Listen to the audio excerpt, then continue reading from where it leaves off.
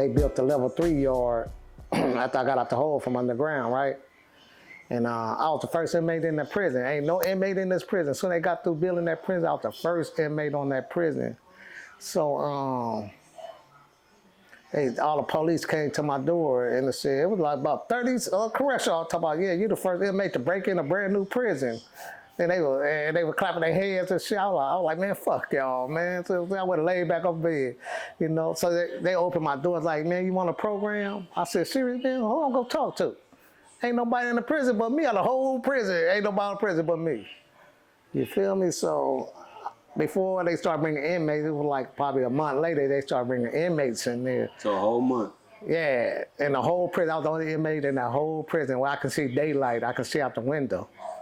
Yeah, because when I came out the hole, I heard people like, damn, bro, you white as motherfucker. You pale as hell, man. They like, you look white. But I couldn't see them because the sun, I was on the ground so long. I was like, who is that? I was like, who is that? I couldn't see. And shit, you know. But the worst part before I got the hole, I went to my hearing, my 115 hearing, the write-up hearing. And they said, here come that Tasmanian devil. I went to the board with the blue rag on my head and everything, right? They said, because I said, man, fuck y'all. They grabbed, I was shackled up and shit, like, the chains around. They trying to rough me up with my shit like that. I'm like, man, y'all take this to the sergeant, man. You take this shit, man, I'll beat your ass, man. Well, you know what I mean? So they like, man, what's the matter with you, man? They asked me what's the matter with me. I like, nothing ain't wrong with me, shit. So they say, okay, they didn't even talk to me. They sent me back to the hole. So underground, so 6 months later, I got out. And everybody was calling me, but I couldn't see who it was. I was underground so long, I couldn't see. My eye having to adjust to the sun and the light, you know. I like, who is that? Who is that? Who is that talking? Who's calling me? You know, they were like, damn, you white as hell. I like, man. But, man, after that prison, let me see where I go after that. After I got out of there, I hit Ironwood, I hit a lot of prison. And these are all different cases? All different cases. What was your longest bid? My last bid I just had, I had 135 years to life. That's the longest bid I ever had in my life. I never think I'd be right here talking to you right now, man. I thought I was finna die in there, man. But when the laws started to change, I was like, whoa, I got action to get out. So I'm sitting in a prison. I went to level 4, Salinas level 4. Then I went to the 180. Then I went to a level 3. I made it to a hard 19, level 2. I stayed out the way. I would have a mishap, but I have to be the bigger man. Like, man, I'm trying to get out. If I start fighting in here and stabbing prison, I'll never see the streets again. You feel me? But I'll take all my kids, my grandkids, my family. Like, man, I got to work my way out some way. You feel me? So I waste a lot of money in prison too while dealing with these little jailhouse lawyers, act like they know what the shit they're doing, so they can like get paid or get some money or something out of. Man, it was like crazy. But the longest I went to Lancaster prison, and I started taking all these classes and doing my little job, man. I was trying to get in every class I could. That has showed them I don't change. I rehabilitated myself. I ain't the same person no more, you know. So I started taking every class I can, and that what got me out today. So when I went up north to Folsom, I couldn't be at Folsom because I had wore a brace on my foot. So they took me to Solano prison, and I met this dude, this brother named Kenyatta. He from up north. And man, he got on my case and helped me. See what I'm saying? We became close. We used to train together on boxing and everything on the yard. And a lot of people used to be hating on me and him because he was from up north, I was down south. So they be like, his up north homies like, oh, why you hanging with that nigga? You know what I mean? He from LA, you know? He was like, but Bo a real nigga though. See what I'm saying? That's why I fuck with Bo. He's a real nigga and shit. So, you know, me and him came close. And, you know, he be calling me right now today. See what I'm saying? He and, Is he still locked up? Yeah, he been down 38 years. But he's still fighting and trying to get out. So he down in the county jail, Mateo or some shit like that up north. He in the county jail right now, going down from court trying to get out. I talked to him about 2 weeks ago. He told me he'd be out in a minute. So we had a talk about helping people getting out of jail, because a lot of innocent people in jail, or got some bullshit, got life sentence. But he want to start a paralegal thing, and whatever they can afford, he gonna work on that case. He said he ain't trying to juice them, 'cause a lot of black people ain't got money like that to get a lawyer. That's why a lot of people in jail. So he got a good heart, you know. He want to help people get out. Like he said, whatever they can afford, you feel me? But I was down with them there 15 years, and it was a What struggle. was this charge? This charge I was in there for carjacking, robbery, and assault.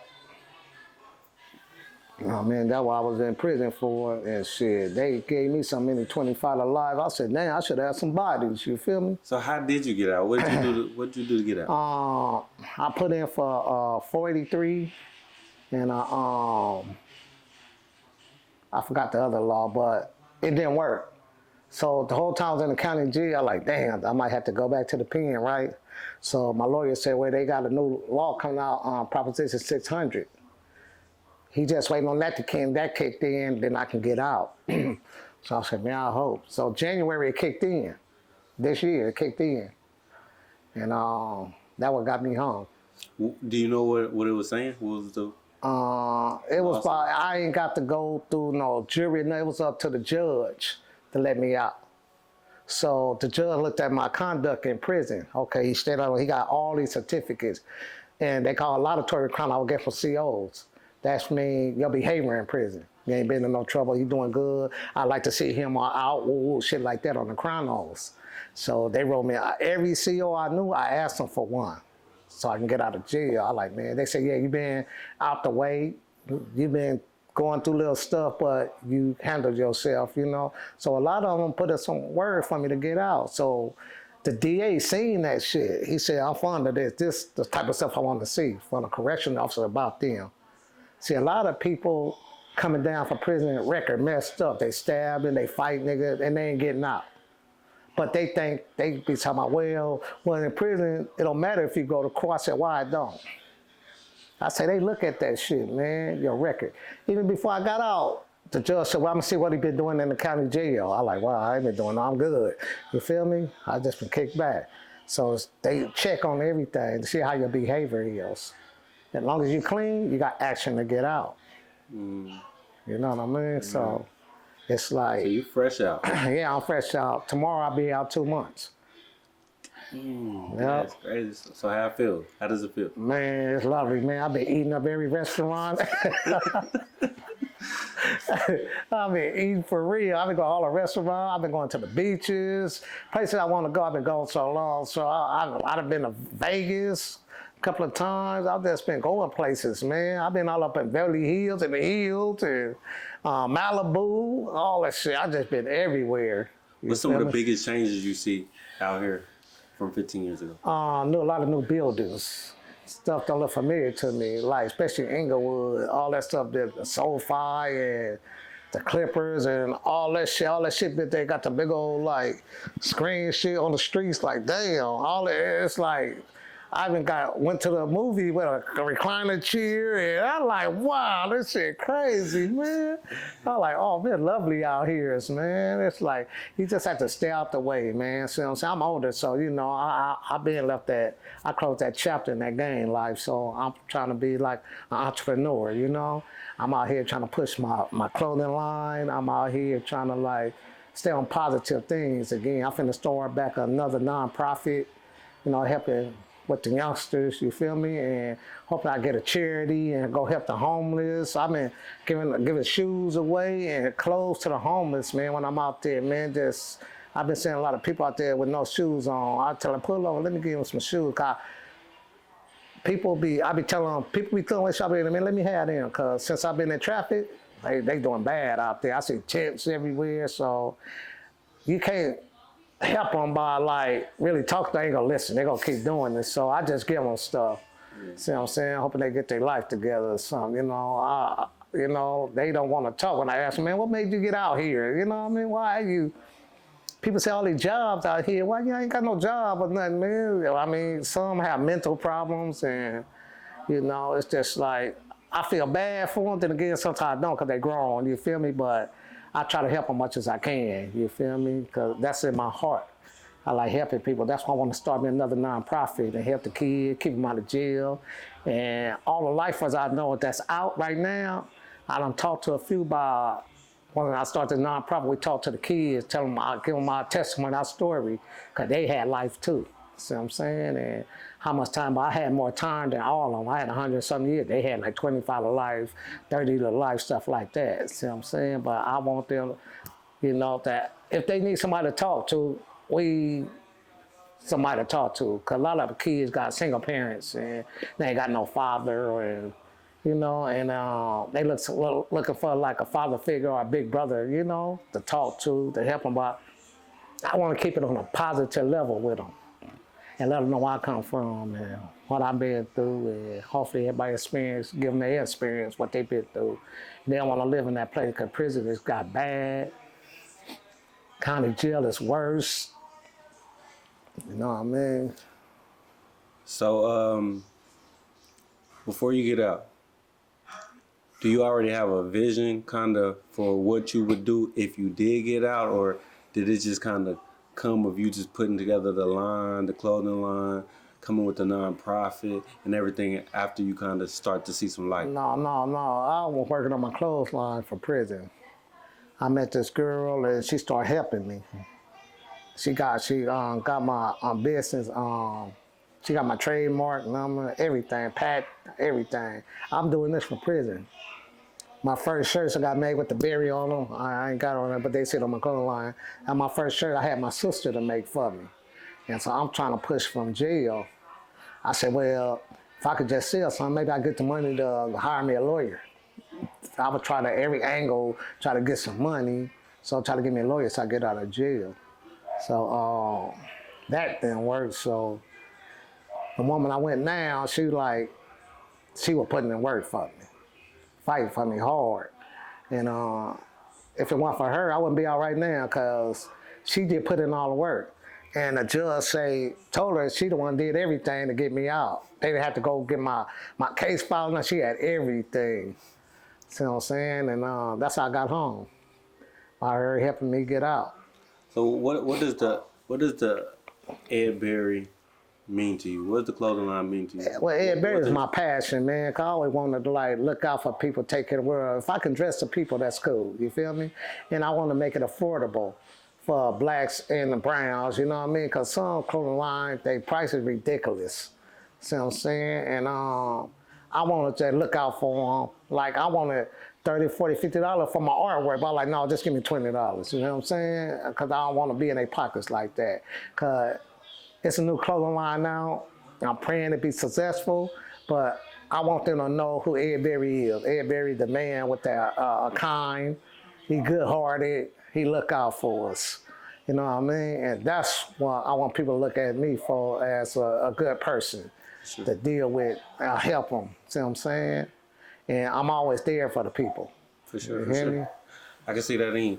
And I seen you had a couple different styles. What inspires the styles that you decide to put on? Your hats, the different gears and all that? Well, I don't want to be, I know a lot of brands be having the same art systems, the same stuff. I want mine to be different. And I want people to see my artwork like, oh yeah, that's tight, that's hard, see what I'm saying? So I want them to look at mine from, I ain't with the same old stuff. My stuff different, my own brand. When you wear Ed Berry, I want you to feel good about yourself. I want you to be proud of yourself, see what I'm saying? And you special to me by wearing that, you know? So I want Ed Berry to be something that people proud to wear, you know? And like feel good about themselves, man, you know? And I'm there for them. I got their back. You know, I ain't really had no time to really put it out there because I'm still trying to like promote it. I'm here and there and there. And people like, because they don't know me, it's like a little struggle trying to get out there, but I ain't gonna stop. Because you can't make a business grow overnight. See what I'm saying? It take time, it take years, but I ain't gonna stop. No matter what I'm doing or other business, I'm still gonna push Ed Berry. And I wear Ed Berry every day, you know, and few people out there wearing Ed Berry. You know, I got a customer here and there, oh man, that's tight, woo, woo, woo. Like when I was at the pop-up yesterday, people like, man, you got some nice artwork, man. Something they ain't never seen before. Yeah, I said, no, man, I ain't like everybody else, the same old stuff. I got I got my own artwork. You know what I mean? My own brand. You feel me? So, you know, all I do is pass out business card, and if they deal with me today, they don't, you know, it's all right. You hear me? But Where can we find some Ed Berry? you hit, I'll go to edberryclothing.com, or you hit Instagram, Ed Berry Line, Facebook, Ed Berry, you know, my website up, everything up. TikTok, everything. You find Ed Berry anywhere. You know, so if they want it, it's right there. I'm giving good deals for the people, you know, that can, if they can't afford it, you still afford it if I have to give it to you. You feel me? Because I'm looking out for people.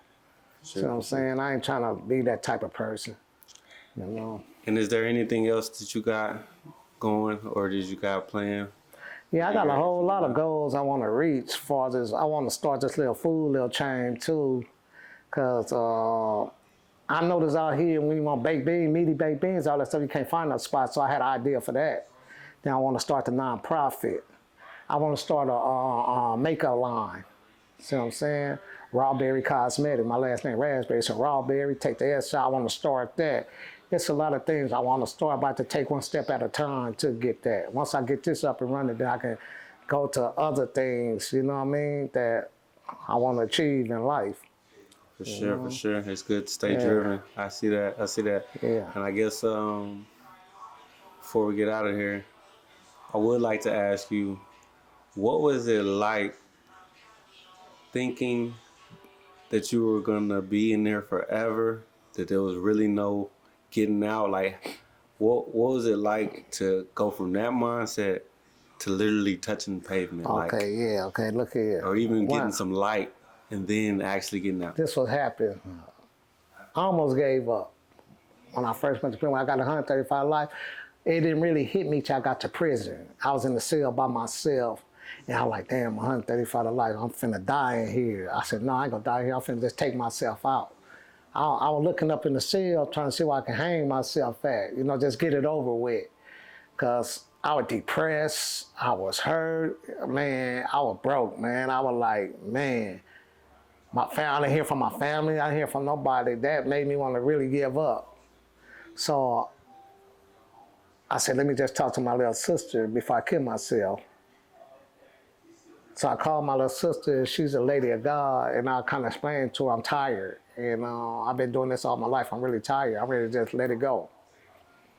And she started talking to me and praying and just put God in your life, just change your life. You gonna come home, just change your life.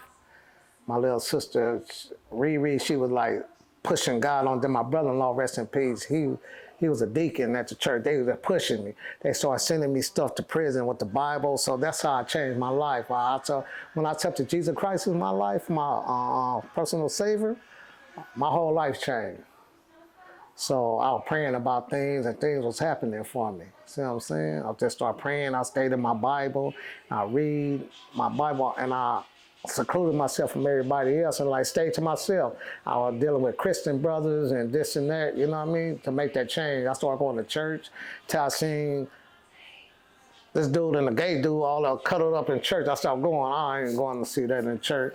So I just started reading my Bible and all that stuff and changed my life around to the Lord, man. And I kind of starting to see the light.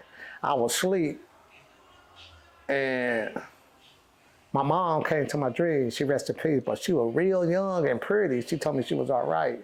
She said I'll be okay. And I woke up. That scared me. Like, damn, that's my mama. She was real young and pretty. So I like, wow. But the time I regretted to kill myself, I said, God, if you real, come to me and let me know that you're real. And I swear I changed my life around.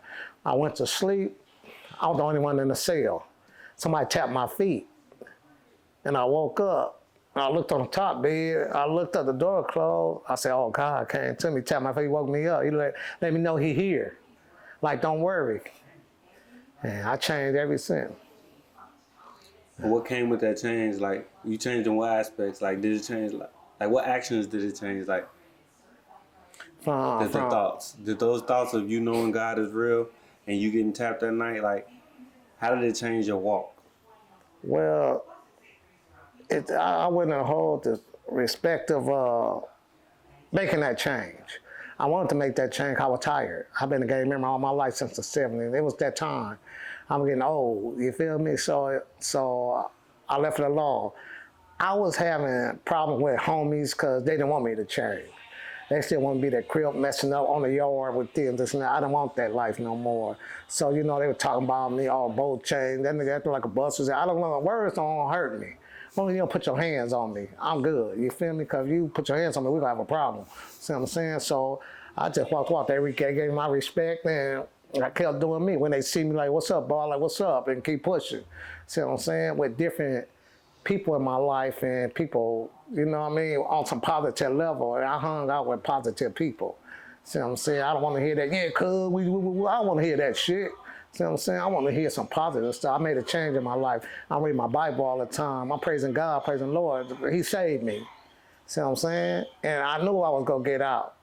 I felt that I was going to get out, but I didn't know when. But I knew I was going to go home. So I asked God to put somebody in my life that go be here for me, care for me, and that's when I met my girl. See what I'm saying? And I met her in Solano, and she was a Christian woman. And she been in my corner, running up to the prison from LA, and she was there. I was like, wow. So basically, as soon as you did make that change, it's just like things just start lining up. Huh? Yeah, everything started lining up. Okay. And my lawyer said he don't even know how I got down there. Everybody said, how did he get down here? I said, that's God, where God got me down here. Now look where I'm at, right here with you. See what I'm saying? Yeah. God, they said they don't even know how I got down to the county jail. Mm-hmm. Yeah. So first day out of having, 135? Yeah, 135 years. Did 15. What'd you do? My first day out, I went shopping. I went out to eat, but I just hung out all night with my girl, just chilling, man. Happy to be out. Neck like a battery pack. I'm watching everything, like damn. Like excited. I couldn't believe I was out on the streets.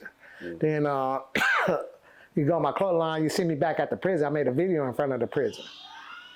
It's on my website. When they go on edberryclothing.com, they see the first thing is a video of me in front of the prison. I had that life sentence. And I was talking about, some positive stuff, and a lot of brothers in there, innocent, and, a lot of my close partners in there with life, And everybody was praying. Some hated I got out, and some was glad I got out. Even when I want to leave, and I see her go tell me, yeah, you'll be back. I was like, yeah, okay. Yeah. How she like me now? I'm on the street. Well, congratulations. I'm glad we met. Yeah, me too, man. I just, I ain't really been dealing with nobody out here. You like one of the first person I really clean to, I know you on a positive level and you trying to make something happen, man, And no matter what, man, I got your back, no matter, 'cause I know you're on positive. When I do start a nonprofit, you be the first one there to, to help me get it going and talk to the kids, maybe you can set up shop there, see what I'm saying? See what their goals and what they want to do when they grow up and keep them positive. See, I'm looking for people like that. So when I put it together, she just asked me today, what about the nonprofit? I said, we'll put it together. We just settling down now, so I'm getting ready to do it. Is there any closing things that you would like to say? Well, what I want to say, I've been through a rough time all my life, and from gang activity to crimes and this and that, it don't pays off. You know what I mean? You might be getting away with it now, but all that shit will catch up with you. My record, the one got me 135 years of life, it wasn't a crime, it was my record. As long as you carrying that record, they're going to stretch your ass out. See what I'm saying? So I hope I can, encourage people like to change their life around and do better. You feel me? Because it ain't about that jailhouse. That jailhouse is watered down. Ain't no respect or nothing no more. People on drugs, real tough in there. They killing each other, they homies, and it's like some bullshit going on there now. So whoever see this, man, I hope they change their life around and do better, man. See what I'm saying? As far as that, y'all support Ed Berry. I'm out here for y'all, and y'all need me, I'm here. Just hit my line, anything, the DM, we can talk, whatever. You know what I mean? But stay positive. So when your story is over, and it's all said and done, what imprint would you like to have left on the world? Well, the imprint I like to have on the world, my legacy, where I came from, what I did for the world. You feel me? And what I did for people. I don't want to be a villain or nothing like that. You know what I mean? I want them to remember me as something positive. You know what I mean? Doing things, oh, damn, he can do it, I can do it. You know what I mean? Oh, look where he came from, and he did that. That's why I want them to see of me something positive. But as far as this, on the world, I just say everybody be safe and put God in your life and stop listening to that negative and stay positive.